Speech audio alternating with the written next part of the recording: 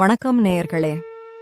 நமது கோவில்களைப் பற்றிய அரிய தகவல்களை அளிக்கும் எங்களது ஆலய துளிகள் யூடியூப் சேனலில் இன்று நாம் காண இருக்கும் கோவில் மயிலாடுதுறை மாயூரநாத சுவாமி கோவில். சிவப்பு நிற சேலை உடுத்தும் அபூர்வ சிவலிங்கம். மயிலாடுதுறையில் அமைந்துள்ள தேவாரத்தலம் மாயூரநாத சுவாமி கோவில். அம்பிகையின் திருநாமம் அபயாம்பிகை. அம்பிகை இறைவனை மயில் வடிவில் வழிபட்டதாலும் மயில் வடிவாகவே ஆடியதாலும் இத்தலம் மயிலாடுதுறை என்றாயிற்று. அம்பாள் அபயாம்பிகை சன்னதிக்கு வலப்புறத்தில் அணவித்யாம்பிகை என்ற பெண் பெயர் கொண்ட ஒரு சிவலிங்கம் இருக்கிறது. இந்த சிவலிங்கத்திற்கு சிவப்பு நிற சேலைதான் கட்டுகின்றனர். இதன் பின்னணியில் ஒரு சுவாரஸ்யமான நிகழ்ச்சி உள்ளது. முன்னொரு காலத்தில் திருவையாறில் நாதசர்மா அணவித்யாம்பிகை எனும் தம்பதியர் வசித்து வந்தனர். இவர்கள் தீவிர சிவபக்தர்கள். இவர்களுக்கு நீண்ட காலமாக காவிரி கரையில் உள்ள மயிலாடுதுறை மாயூரநாத சுவாமியை தரிசிக்க வேண்டும் என்பது ஆசை. அங்கே ஐப்பசி மாதம் முழுவதும் நடைபெறும் துலா ஸ்நானம் விழாவில் கலந்து கொண்டு காவிரியில் நீராட வேண்டும் என்பது அவர்களின் விருப்பம். ஆனால் அவர்கள் வருவதற்குள் ஐப்பசி 30ஆம் நாள் ஸ்நானம் முடிந்துவிட்டது. எனவே வருத்தத்துடன் மயிலாடுதுறையில் மாயூரநாத சுவாமியை வேண்டி தங்கினர்.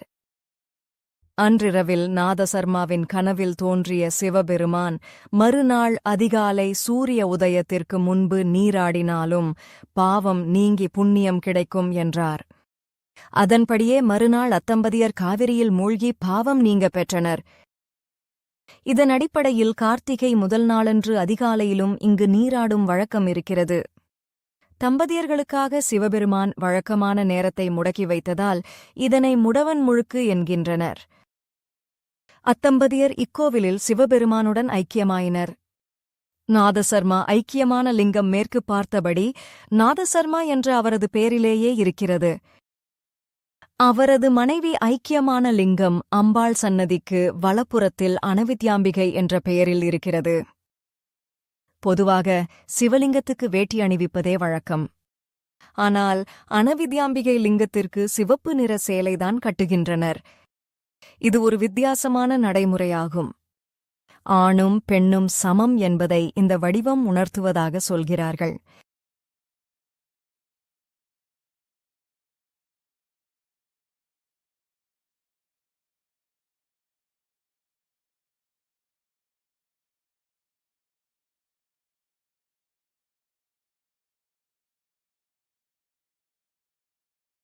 நன்றி. மேலும் இதுபோன்ற கோவில்களைப் பற்றிய அரிய தகவல்களை அறிய எங்களது ஆலயத் துளிகள் யூடியூப் சேனலின் தினசரி பதிவுகளை தவறாமல் பாருங்கள்.